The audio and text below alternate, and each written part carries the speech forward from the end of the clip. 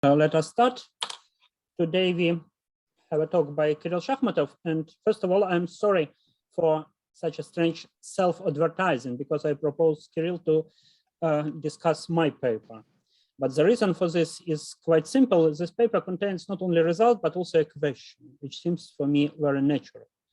And I hope very much that participants of this seminar may contribute to solution of this question. So the idea is to popularize this area and to discuss it together. Okay, so Kirill, please. Okay, let's start.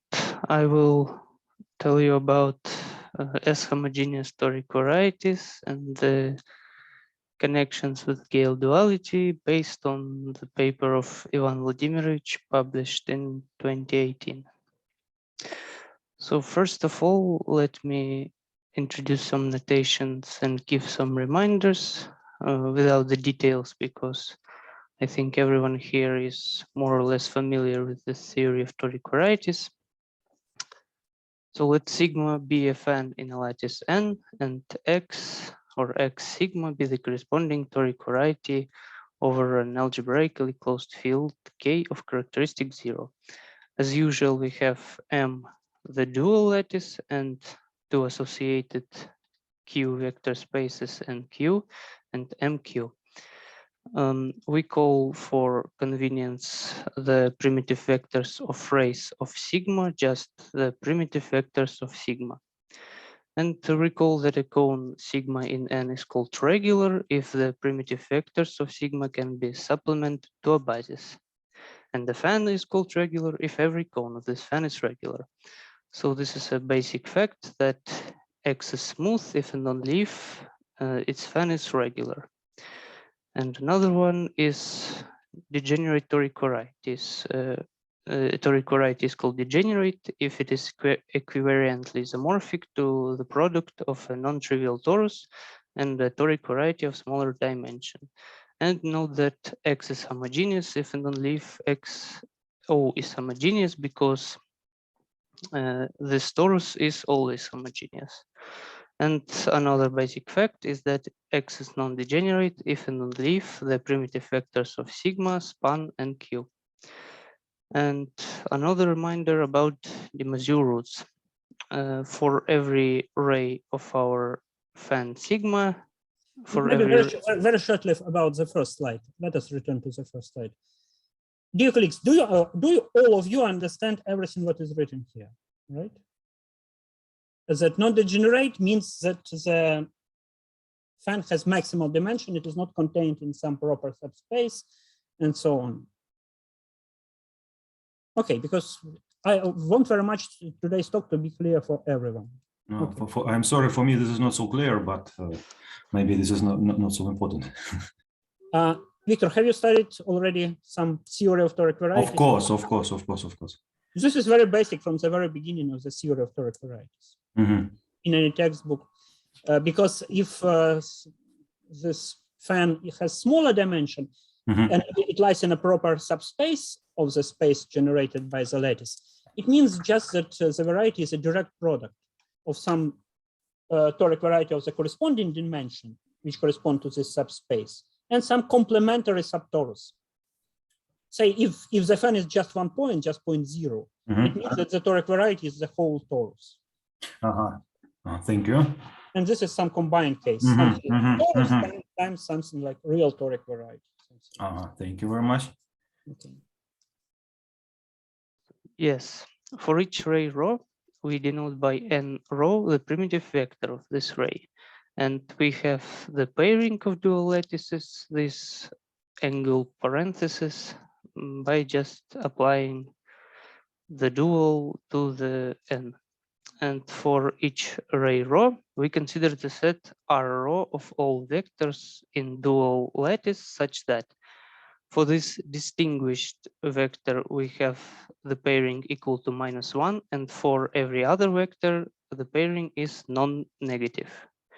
And the second condition is that if we have a cone in sigma capital and E is equal to 0 on the whole cone, then our fan also must contain the cone generated by the sigma and rho.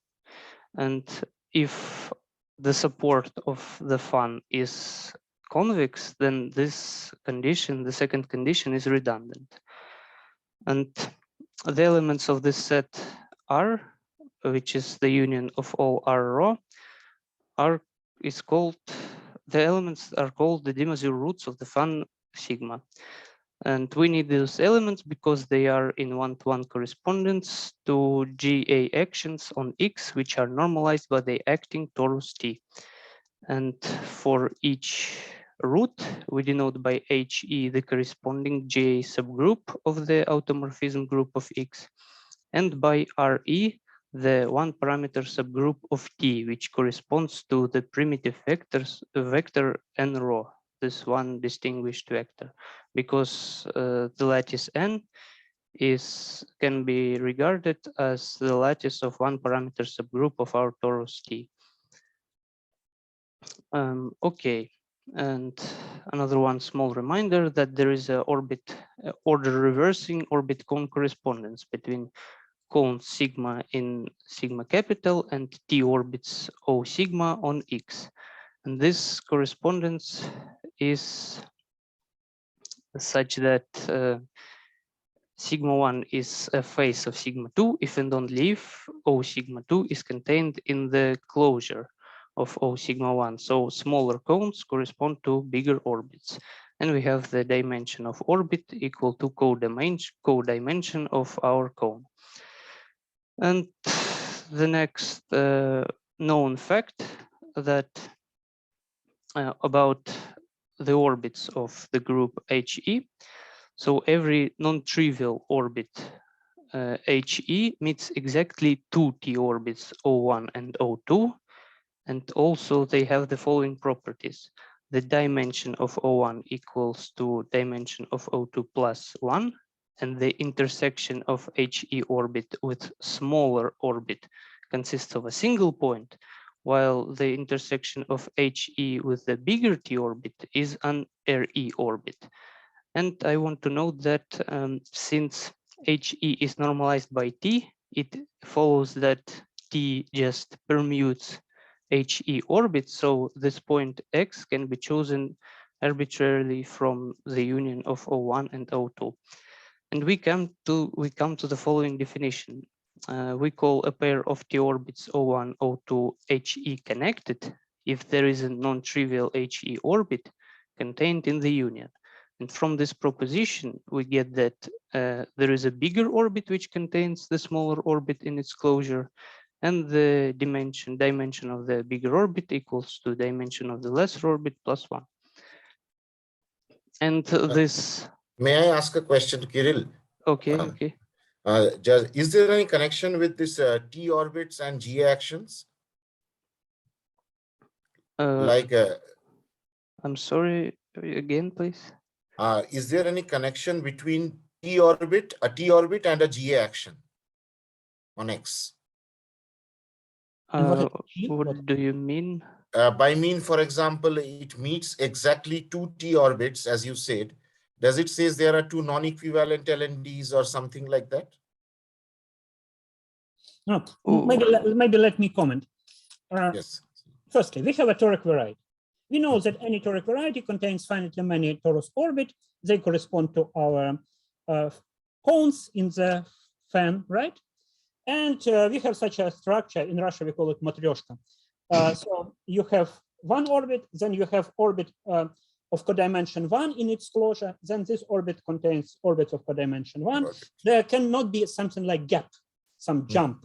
Okay. So if you have some orbit of dimension 2, it cannot be that you have orbits only which are 0 dimension, only points. You always will have points of dimension 1 in the boundary. This is because of the structure of the cone. Yes, because if you have 3-dimensional cone, then its facets are 2-dimensional cones, they contain 1-dimensional cones, and so on. This is general facts about toric variety, nothing to do with this H action. Yes. Okay, thank you. This H action. But now we have some D-mazur roots E, and we have corresponding one-dimensional GA subgroup HE. And it connect what is trivial orbit? Trivial orbits are fixed point. So it may have several, infinitely many, I don't know, fixed points. They are contained in some T orbit. So more precisely, because this HE action is normalized by T, some T orbits consist of fixed point of this one parameter HE subgroup. And other which are not consist of fixed point of this each E subgroup, they are divided into pairs. This each HE connect two orbits in this pair. And this pair always consists of two orbits. One has dimension one less than the bigger one. Okay. Thank you. Concerning your question, is it true that we have non-equivalent LNDs? This is a question about De Maistre root. So any De Maistre root is connected with one ray. And the corresponding LNDs are equivalent if and only if they are connected with the same ray. So if you find admits De Maistre root related to different rays, then we have non-equivalent LNDs. Okay, thank you. Everything is clear now, yes? And we want to retranslate this HE connectedness language into our fan as follows. And we say that a cone sigma 2 in sigma capital is connected with its facet sigma 1 by root E if this root is non-positive on sigma 2 and sigma 1 is given by equation with the pairing with E equals 0 in sigma 2.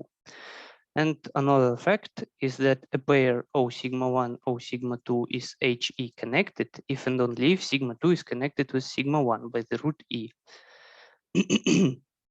And we come to the following definition. A fan sigma is called strongly regular if every non-zero cone is connected with some of its facet by some root. And what does it mean? Let us study this definition. Okay, let S of X in the group of automorphisms of X be the subgroup generated by root subgroups HE for all E in R.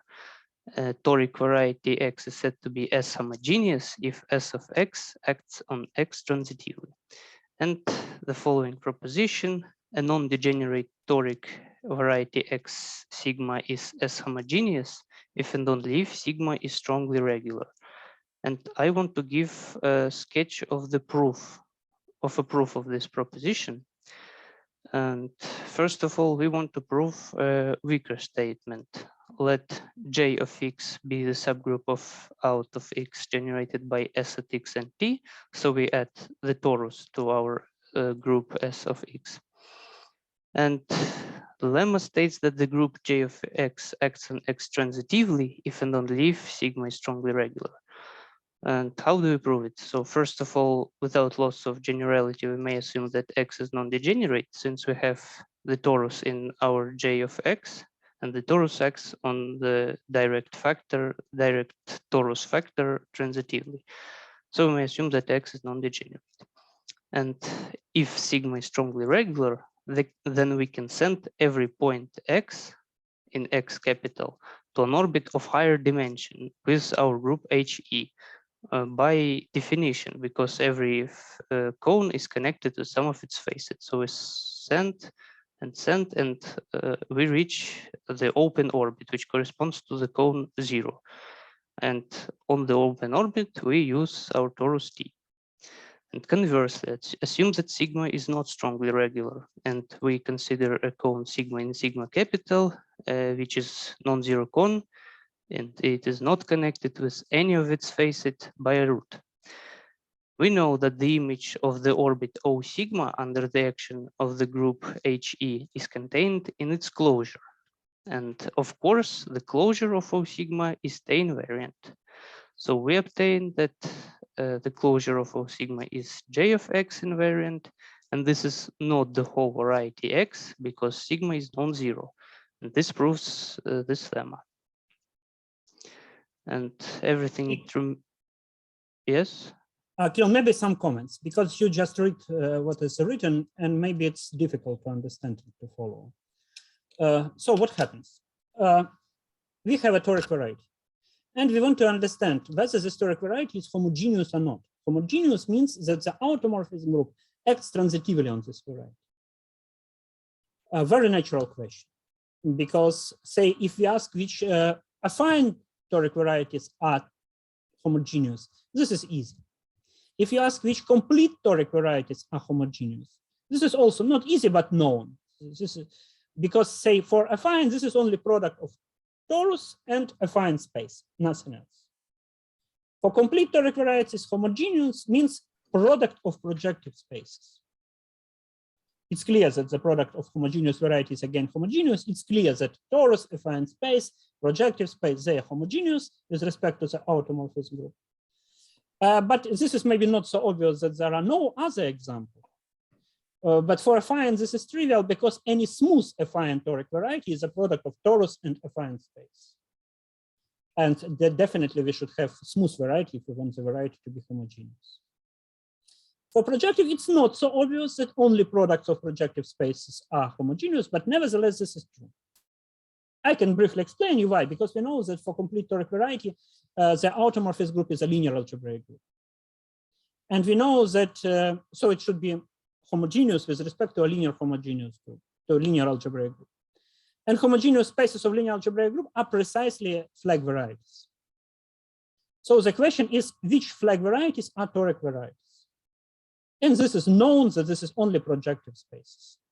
This is written. I'm sorry, but I actually plan to mention this a little bit later. Yes, but I'm sorry for interrupting, but I'm not sure that all people understand. So let us return to the slide which we discussed, to this one. Okay. So in general, we don't know how big is the automorphism group. Say, take affine space. It's clear that this is homogeneous with respect to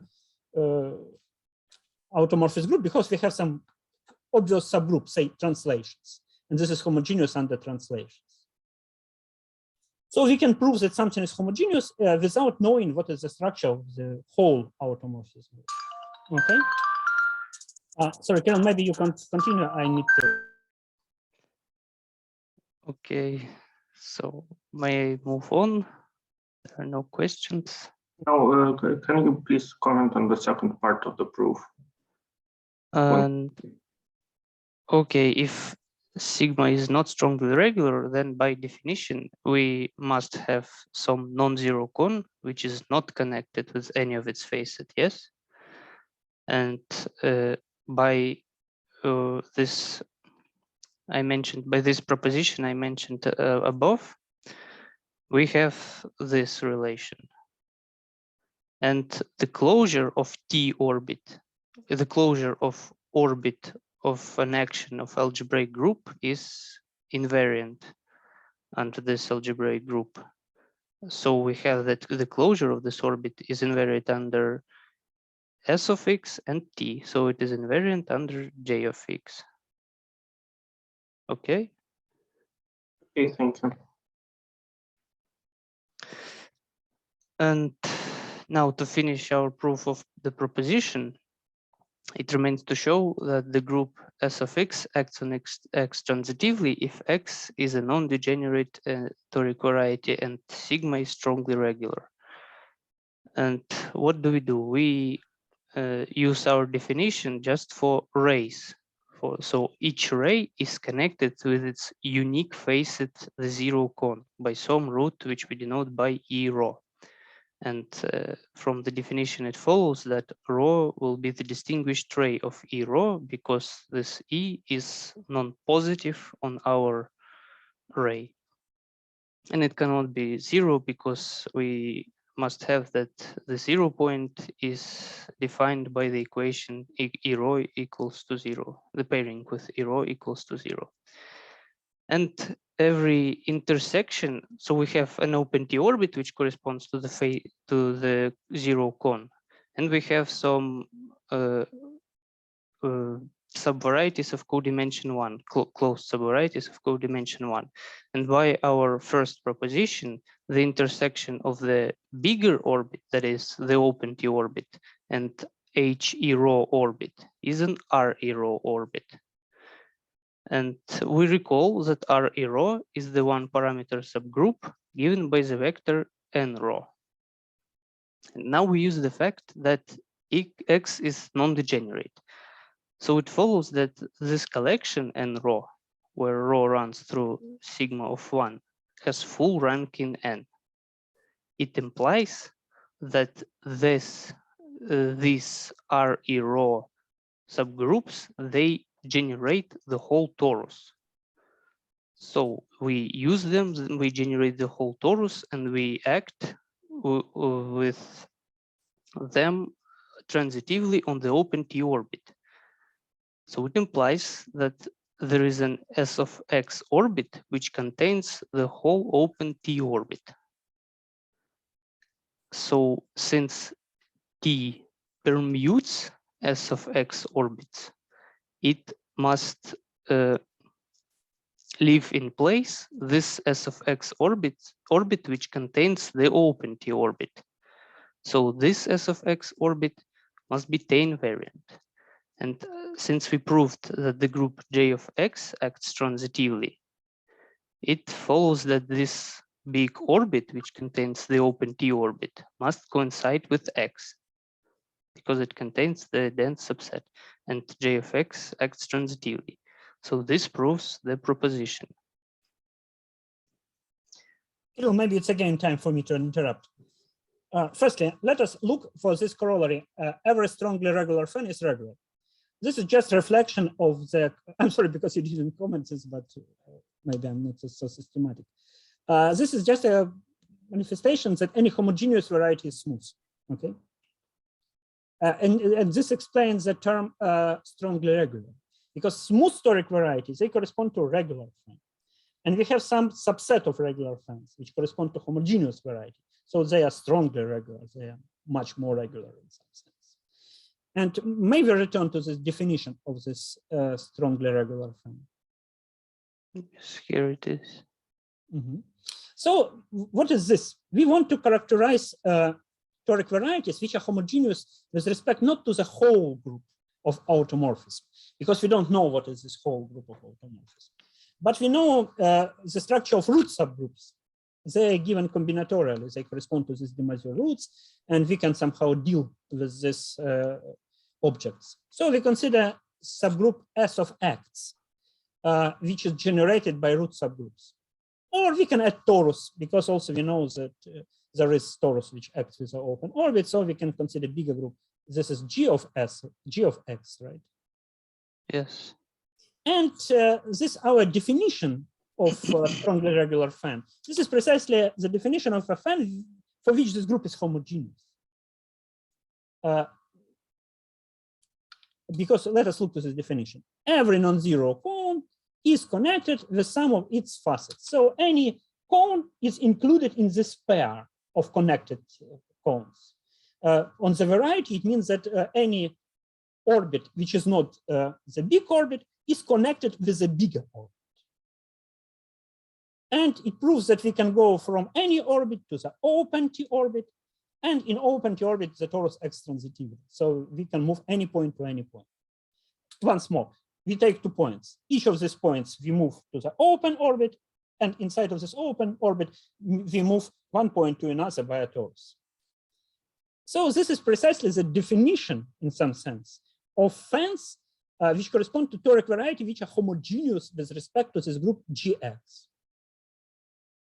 And some arguments shows here that homogeneity with respect to GX and SX, this is more or less the same. Okay, so what does it mean when you look, what does it mean to be regular for a fan? It means that any cone is generated by a subset of some basis of the lattice. What does it mean to be strongly regular? This is written in the definition. Maybe this is not so explicit, but this is also some combinatorial condition which is quite easy to check. This is not immediate that every strongly regular is regular, but this follows from geometric observation, because any homogeneous is smooth. Dear colleagues, do you understand? So maybe we should discuss, or everything is clear. Yes, yes. Yes, much more clear. Can you comment on why, if vectors generate the lattice or are full rank in the lattice, the SX orbits contains T orbit? Where is this point? Oh, it's here. So if they generate if they have full rank in N, it means that they generate a sublattice of finite index, right? So if we now move to this RE rho orbits, which correspond to these one parameter subgroups N rho, and we generate with them some subgroup of P, it would be the whole T, because if it wouldn't, it would correspond to this subgroup of finite index. So that means it is dense, but we have the basic facts in algebraic group that when we have such a collection and we generate with them some subgroup, it would be a closed algebraic subgroup. So it is dense, it is closed, so it coincides with the whole T. Okay. Mikhilish was going to say something. No, no, it is fine. It is more or less clear what you want. Okay, okay. Thank you. And here I wanted to say everything that Ivan Vladimirovich has already said about affine and complete. So let me repeat that the only affine strongly regular funds are the affine spaces, and the only complete strongly regular funds are the products of projective spaces. Okay. Maybe some more comments on this. For toric varieties, this is somehow coincidence that any smooth is homogeneous. For complete varieties, this is definitely not true, because we have many smooth complete toric varieties, and only very few of them are homogeneous. And again, for complete varieties, clear that to be as homogeneous is the same as to be homogeneous, because it's known, it's proved in the Cox paper that the connected component of the automorphous group of a toric variety is generated by this root subgroups and maximal torus. So this homogeneity with respect to S of X or G of X, this is the same as homogeneity with respect to the whole automorphous group. Okay, but this is somehow easy cases. And what is in between, somehow between affine and projective, this is difficult. Okay. Now, our next goal, we want to describe somewhat maximal as homogeneous toric varieties. We're going to define what it means to be maximal, and we will prove that there is some correspondence with finitely generated abelian groups. So what is going on? Let us define admissible collections of finitely generated abelian groups. So let P be an abelian group, and let a calligraphic be a finite collection of elements of P, possibly with repetitions. So we call this collection admissible if it generates P, and if we remove one element from this collection, it will be it would be contained in the semigroup generated by this collection without this element. And we define the isomorphisms of such pairs. Two pairs are said to be equivalent if there is an isomorphism of abelian groups, which sends our first collection, so our first admissible collection to the second admissible collection element-wise. And now, in fact, we are going to prove that such construction corresponds to maximal S-homogeneous toric varieties and what it means to be maximal. We call an S-homogeneous toric variety maximal if it does not admit a proper open toric embedding into an S-homogeneous toric variety, into another S-homogeneous toric variety, such that the codimension of the complement is not less than 2. So in terms of the fan, it means that this open toric embedding exists if and only if this bigger variety corresponds to a fan for which the smaller varieties fan is a subfan, and this condition that codimension is not less than 2 corresponds to the fact that the set of rays are the same. So by a subfan we mean just the fan is a set of cones. By a subfan we mean just a subset of cones. And so these embeddings correspond to subfans. And theorem 1 states that there is a one-to-one correspondence between maximal S-homogeneous toric varieties and equivalence classes of pairs with a finitely generated abelian group and admissible collections of elements of this abelian group. And I want to present a sketch of the proof, namely the construction. How do we obtain this pair and how do we obtain a fan from this pair? But for this, I want to tell something about Gale duality. So everything is clear on the slide.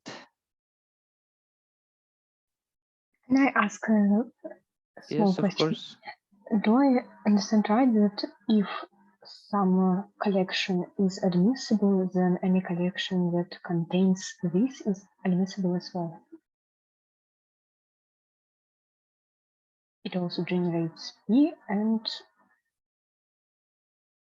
Oh, no, I think not really. maybe there can Because be a problem this that dual element can be not in this semi-group generated by yes. Thank you.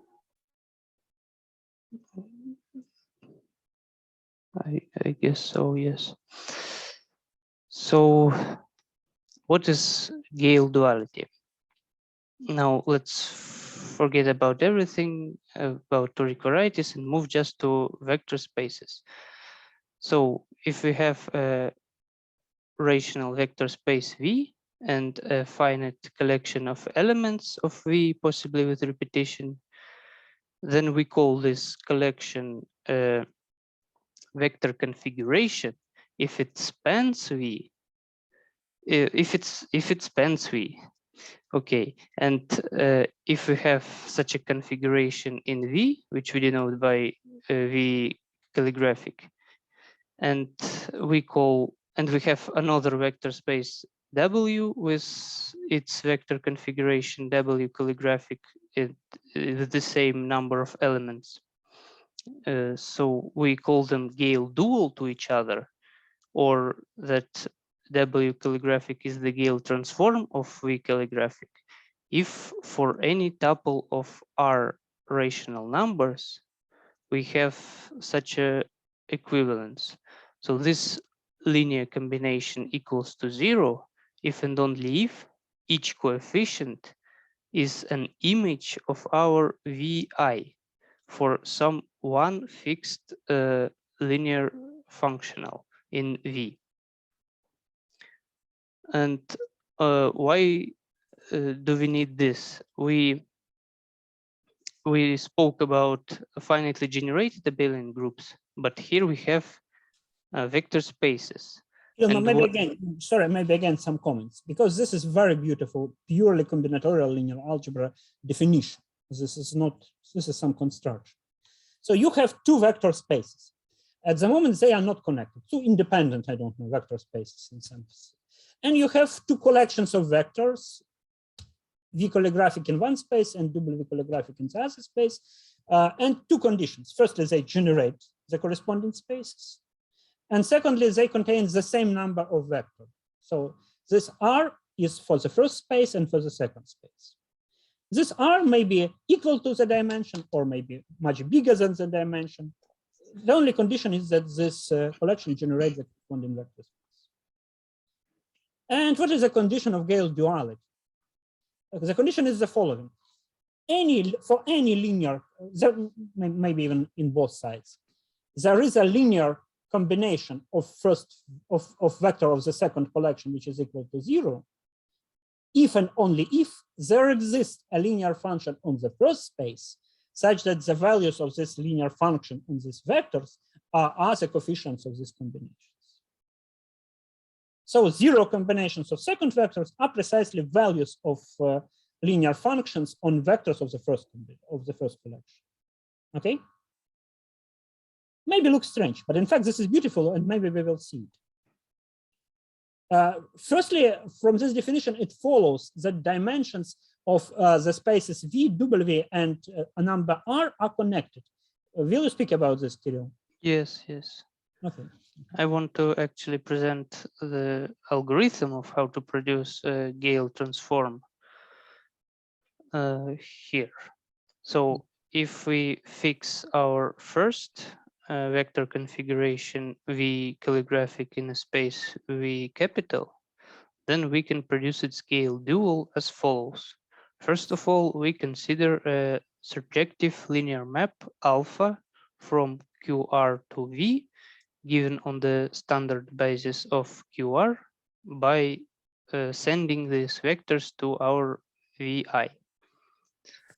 And we consider the corresponding short exact sequence here. So we have our alpha, which is surjective because these vectors span V, and we have its kernel, and we obtain this short exact sequence. Then we move to dual short exact sequence, where we have, and we want to look at this map, which we denote by beta, from QR dual to the kernel of alpha dual. So let E1 star and so on, En star be the dual basis of the dual space of QR, and we set W equal to the dual space of kernel of alpha, and we let Wi be beta of Ei star for each I. And we claim that this would be the Gale dual configuration in W capital. These vectors W1 and so on, WR. As I mentioned, we want to work with finitely generated groups. So we want to apply a similar procedure, not to vector spaces, but to lattices. So let's try to do it. And similarly, given a lattice N capital, Maybe you can comment on the question of Boris in chat. I don't see chat. And I don't know how to look at it. I can say. Okay. So I'm wondering on the codimension condition. Why do we really need it to be for the toric? Why do we call the toric variety maximal when we why do we have this codimension 2 condition? Why it can be 1, for example? Because this corresponds to the fact that the set of rays are the same. So am I right that we can add if we drop the condition of this dimension condition, then every maximal any maximal homogeneous toric variety would be just complete toric variety, because we can add rays to the toric to the fan without it losing its strong regularity. I guess so, yes. Okay, thank you. Boris, may I ask you to repeat?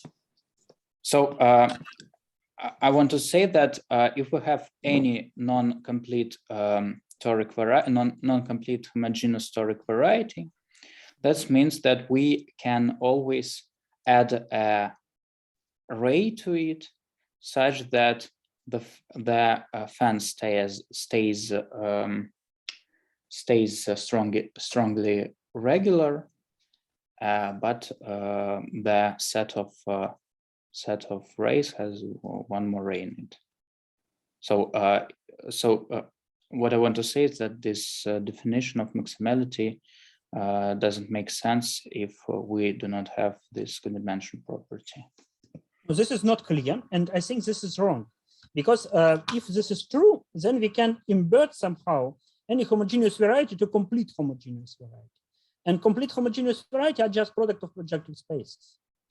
And non-complete homogeneous toric varieties, they are a few of them, many of them. So you have some strongly regular fan. You want to enlarge it to a complete strongly regular fan. No chance. No, I don't expect it to be complete. I just say if we have a fan and it is not complete, we have some place, some ray that is not in it. So can we just add this ray and obtain a toric variety, which has something attached to it, but with codimension 1? As far as I remember, this is not obvious. This is not obvious that you can complete any non-complete toric variety in a toric fashion. Let me think about this. So, for example, we have just say we have an affine space. It is just one cone, one big cone with all the rays in it, and we can take some ray not in this cone and add it just to the fan. And what we obtain a fan which has a one big cone which corresponds to an affine space, and one ray which is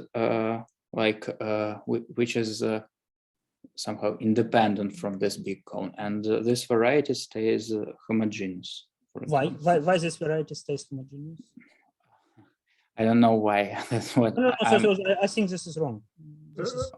I'd like to comment that if you add array, then the set of rules is it becomes much smaller, because you put another condition on rules, and most rules just go to the are killed. So you have nothing after. Usually, you have nothing after adding array. Yeah, I see now. Yes, but you can always add intermediate cones if you have enough arrays. So probably okay. Yes, so now I understand what why do you have it. So I thought that was just because that we can there are actually two notions of maximality, and we can also try to say something about maximal in the sense that we cannot add any rays, and but this notion seems to be more interesting. I see now. Thank you. Okay, so we stopped here. So we want to apply our Gale transform to lattices, and similarly we define a finite collection of vectors n1 and so on and r in a lattice n to be a vector configuration if they span the vector space nq in which the lattice n is embedded. So once again, we do the same procedure. We take the lattice ZR with the standard basis E1 and so on in ER, and the exact sequence with alpha given us before. We move our standard basis vectors to an I for each I. But now we do not have this beautiful short exact sequence, because if our vector span NQ, it does not mean that they generate the whole lattice N. But nonetheless, we can consider the dual map, the dual to alpha linear map from the dual lattice M to the dual lattice of ZR. And we in advance identify the dual lattice of ZR with ZR using the dual basis E1 star, and so on, ER star. So this dual homomorphism from M to ZR now gives rise to the short exact sequence of this kind, because when we consider the dual to alpha, it becomes an inclusion actually. And we have P, and we want to look at again at this map, which we denote by beta, and P is actually the quotient of ZR by the image of M. Okay, and we once again let AI be the images of this dual basis by beta. And we call this obtained collection, A1 and so on, AR, the lattice Gale transform of the configuration N calligraphic of these vectors N1 and so on, and R. And we want to note that conversely, if we have some elements A1 and so on, AR, that generate a group P, we can always reconstruct this map beta by sending basis vectors to AI. And we reconstruct its kernel and we obtain the dual map alpha. So we can reconstruct vectors N1 and so on, and R.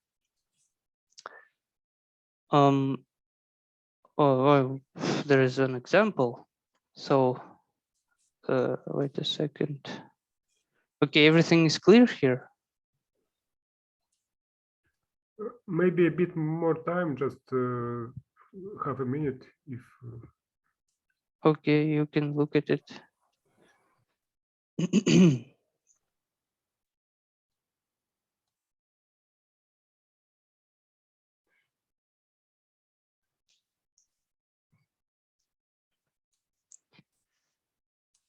Okay, let me give you an example. Maybe it will become a little bit clearer.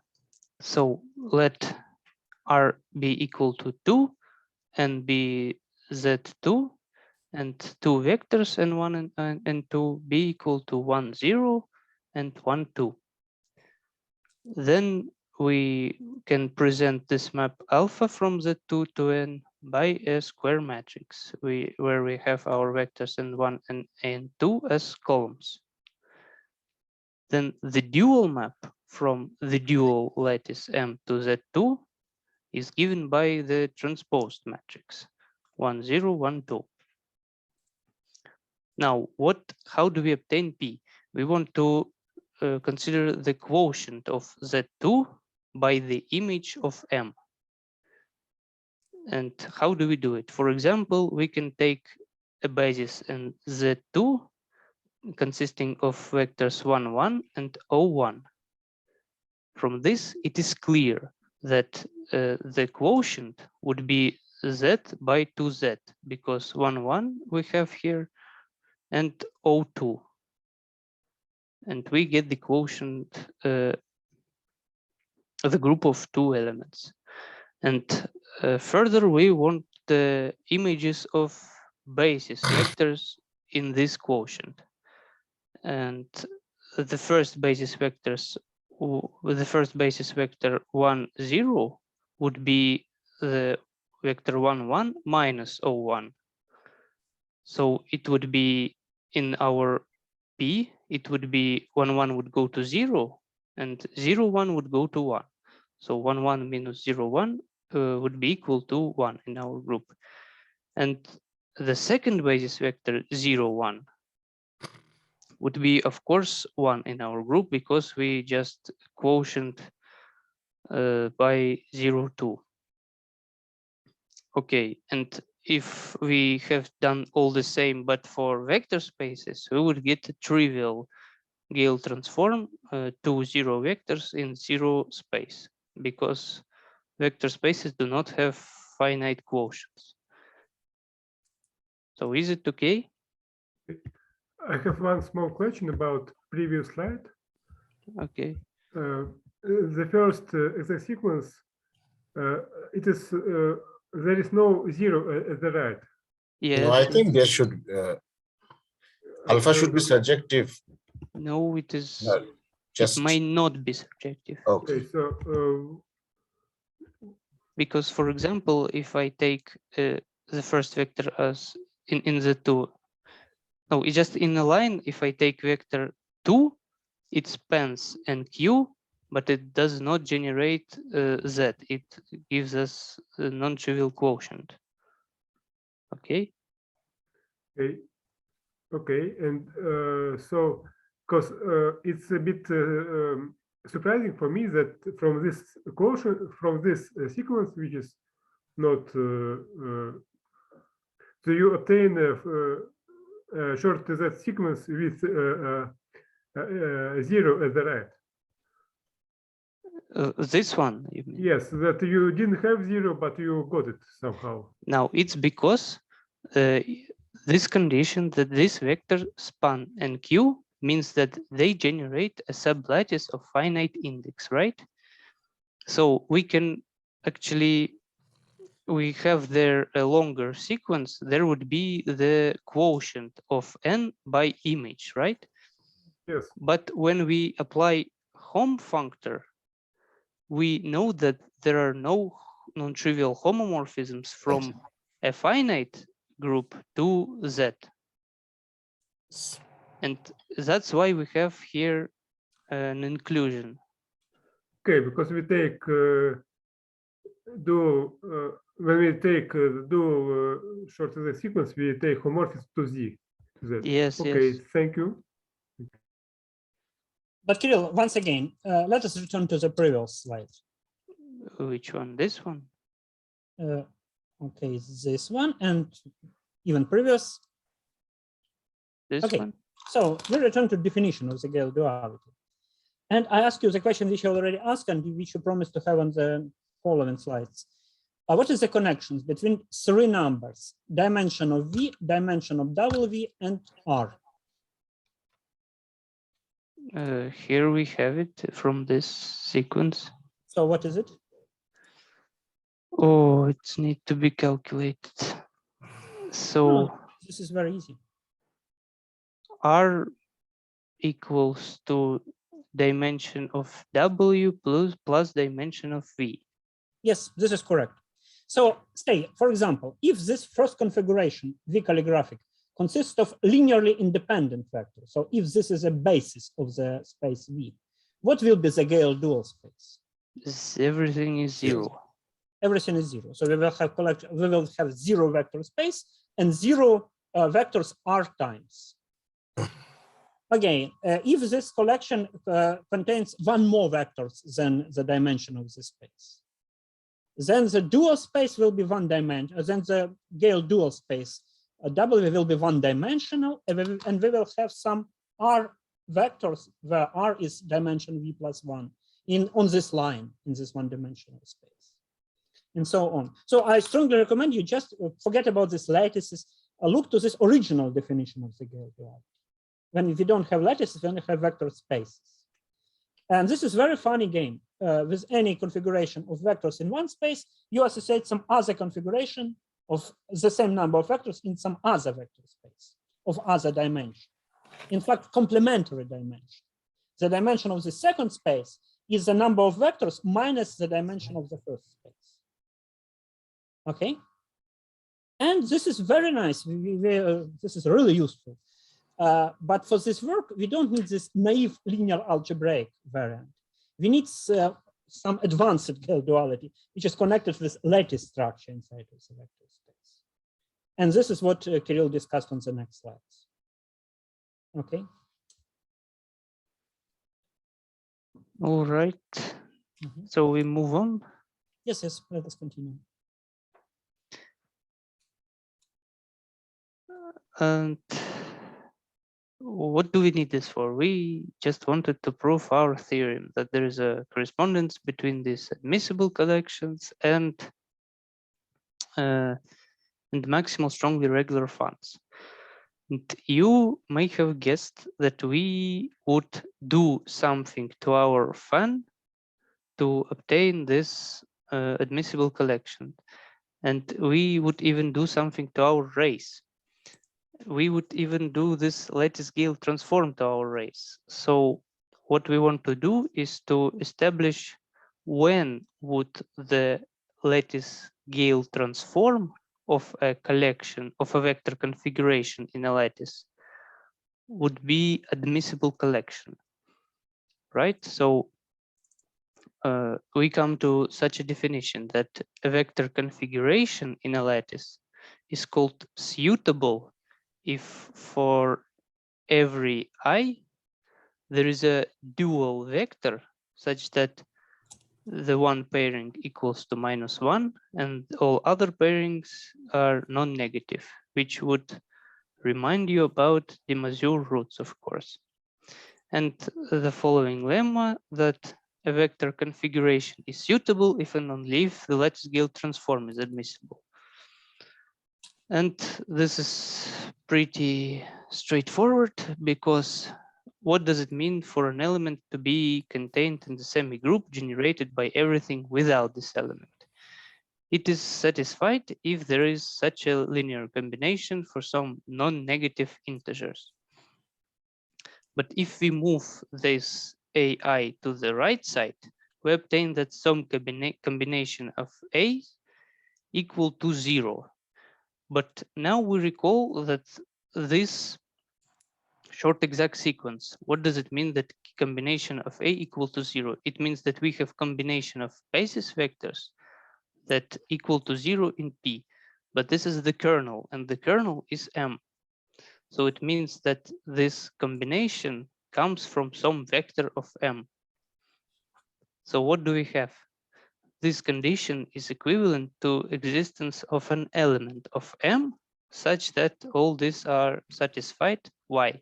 Because actually this map from M to Z are the inclusion is such that we move every vector E from M to this row of coordinates, and every coordinates is just the pairing with the corresponding Ni. One can just check this by considering the dual to alpha. This proves that suitable configurations correspond to admissible collections.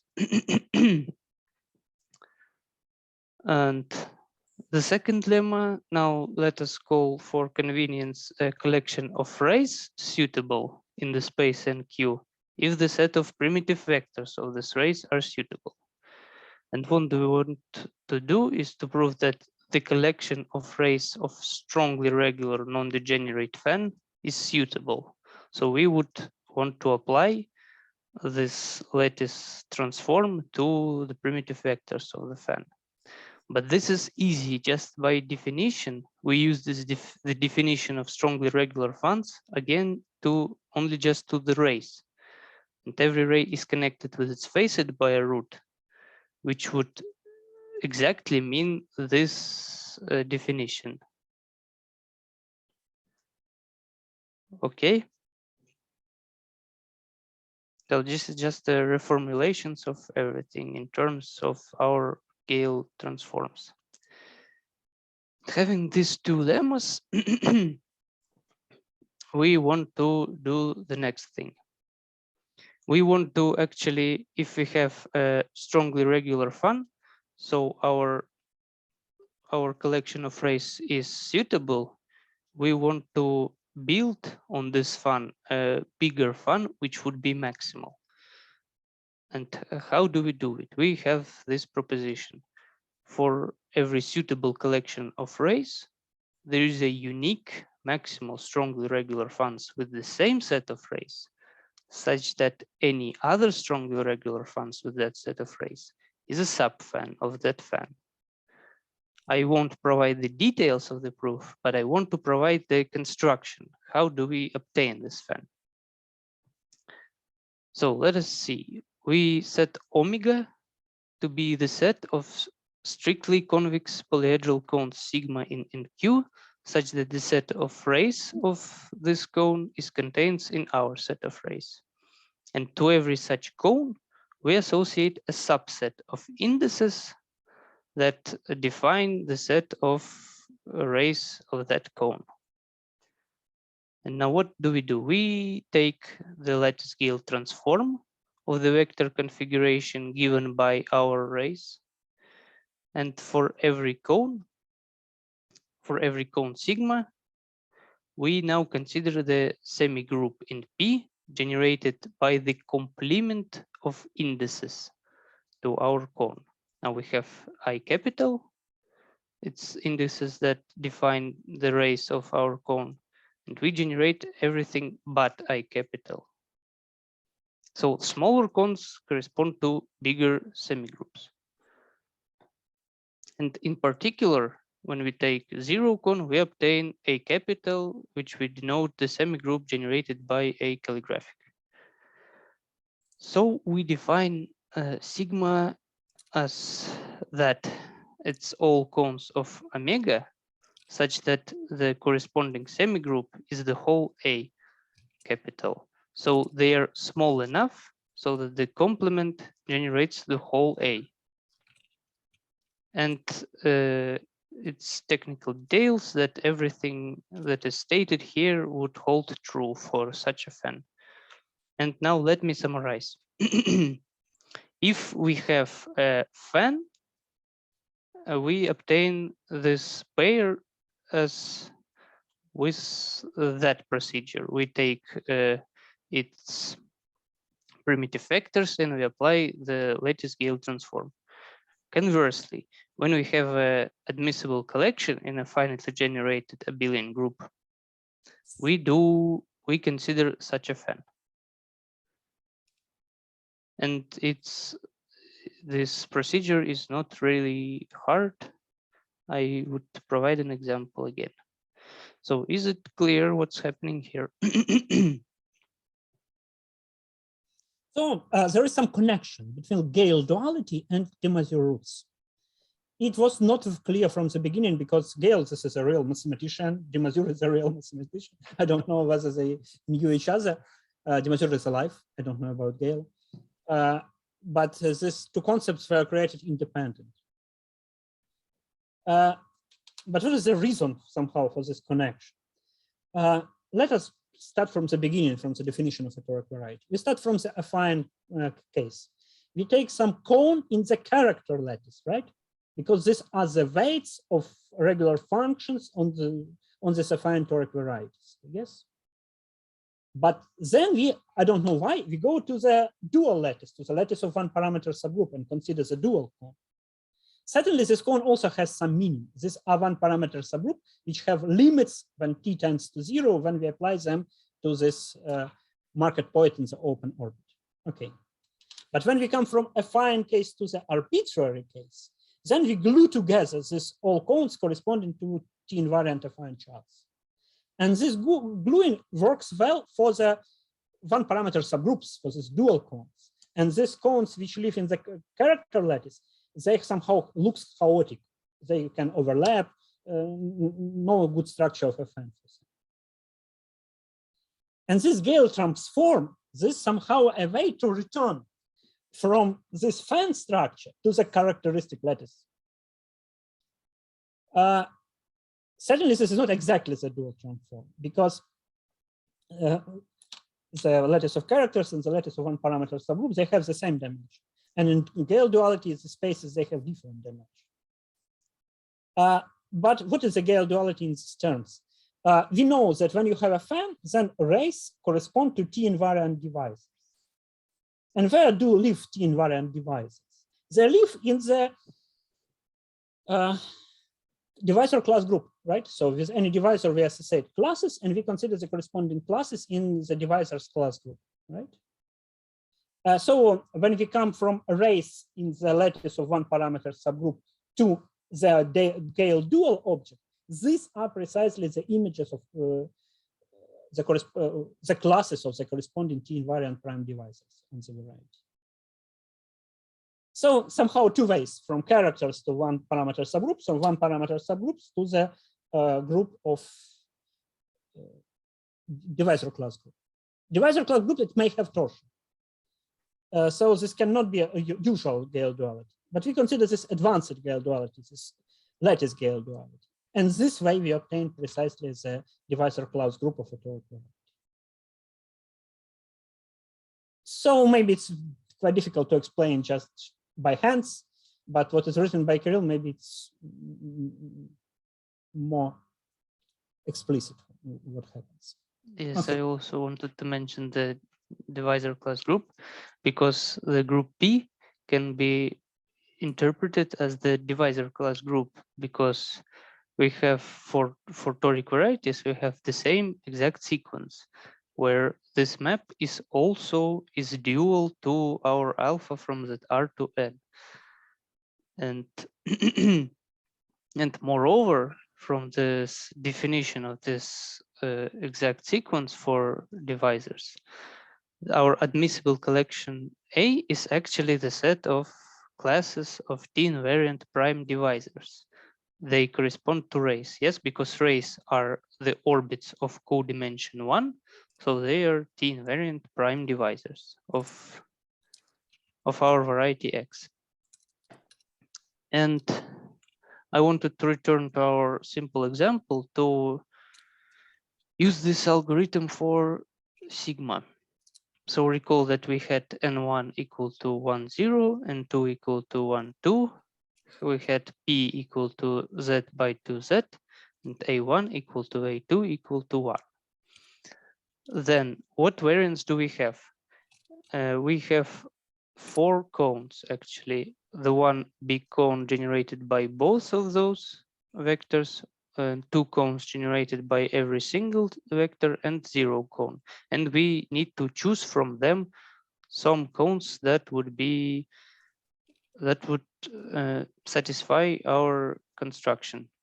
So we start with the biggest cone generated by both of those vectors, and we know that we cannot take this cone into our fan, because if we remove both of these elements, yes, let's return here, we have the semi-group which is generated by the complement. So if we remove both of them, we are left with nothing, and nothing do not generate P.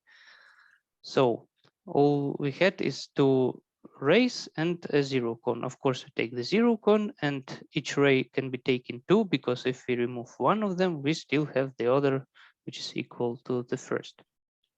So our fan is this cone without the interior, this big cone without the interior.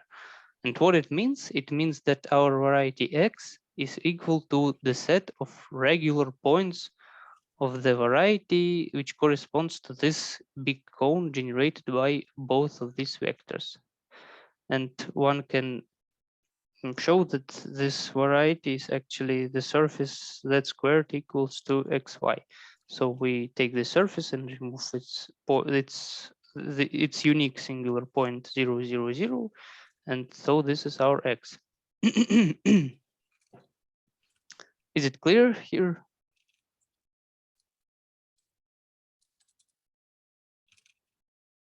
Okay, no questions. And why? Just out of curiosity, what happens if X is factorial? Then the class group is 0. Then P is 0. So yes. Okay. Because it's the class. Yes, yes, that I understand. But how to? So what is the connection with the rays? So are they rigid always? Need not be. Why? I don't know. It's maybe for Ivan Vladimirovich. Sorry, please repeat. Sir, I was asking if the class group is trivial. For example, when we have factorial. For affine variety, not necessarily toric, for any affine variety, a normal Yes. affine variety. Two conditions are equivalent. Variety is factorial and the divisor class group is trivial. This is true. Yes. So for in this case, if we have a factorial toric variety, so are there many LNDs, or then since this P becomes 0? Again, Nikolic, I'm sorry, but the result is trivial. Toric, we speak about affine case, okay? Okay. Because this Okay, for affine, yes, affine it will be. This theorem which I formulated, class group is zero, Yeah. varieties suppose only for affine. But in toric case, this is somehow trivial because toric variety is affine if an toric variety is smooth if and only if Yes, I understand. Sorry. Yes. nothing else, only product of Okay. torics and Okay. affine. Okay. Thank you. Okay. And the last thing I wanted to mention today is the now just homogeneous toric varieties. We studied S-homogeneous toric varieties, and we want to see the relations to homogeneous toric varieties. And we have the following theorem. If we have a non-degenerate homogeneous toric variety X, then there exists an open toric embedding into a maximal S-homogeneous toric variety, again with this codimension condition. So we have the same set of rays. And we know that this variety X prime, of course, should be the toric variety corresponding to this fun, which is built on admissible collection obtained as the Gale dual to the set of rays, so the fan sigma. So this explicit construction allow us to prove this embedding theorem, but I'm not going to provide the proof. And some commentaries on this. It can be also shown that, so we understood that every maximal strongly regular varieties correspond to such fans. All they are obtained in this way. And so from this explicit description, it may be shown that every maximal non-degenerate homogeneous toric varieties is quasi-projective. And as a corollary, we get that every homogeneous toric variety is quasi-projective because it is embedded in this maximal strongly regular fan. And we want to conjecture that every non-degenerate homogeneous toric variety is S-homogeneous. Of course, every S-homogeneous is homogeneous, but we conjecture that if homogeneous, then S-homogeneous. And this question is not answered yet. And I think that this is what Ivan Vladimirovich mentioned in the beginning about the open problem, right? Right. Okay, this I also have a couple of slides about the description of non-maximal homogeneous toric varieties, but it's kind of too much. Technical. Yes, I think it won't be reasonable. So now we can discuss some questions or. And let us return to the previous slide.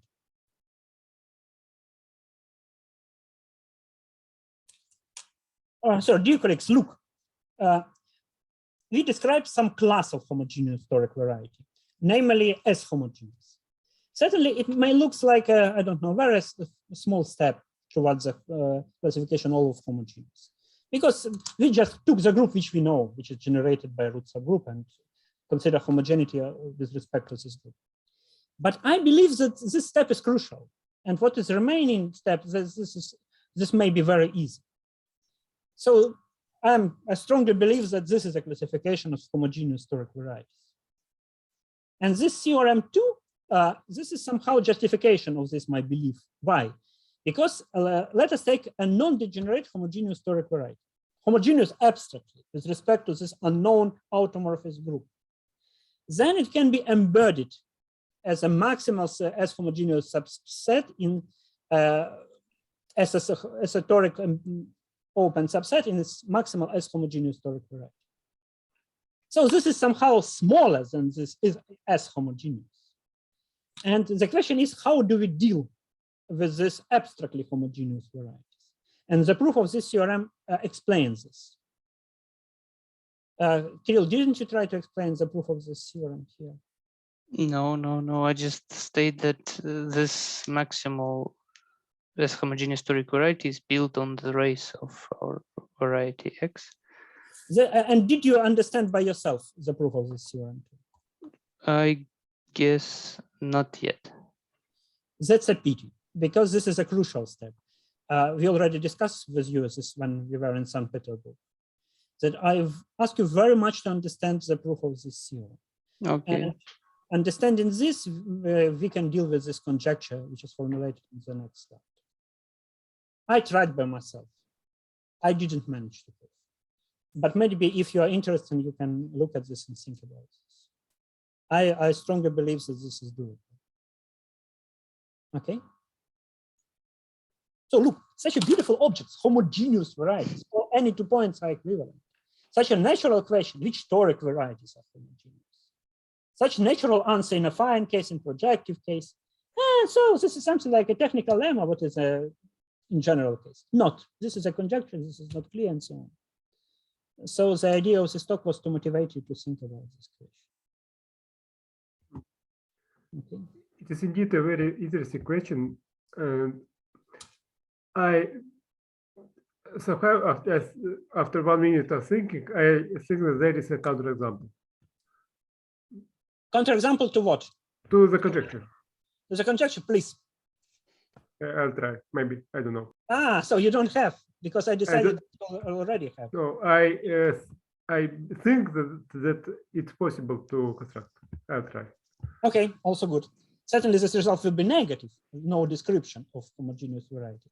But it's nice to know that at least the conjecture is not true. Okay. So, Kirill, thank you very much for your talk.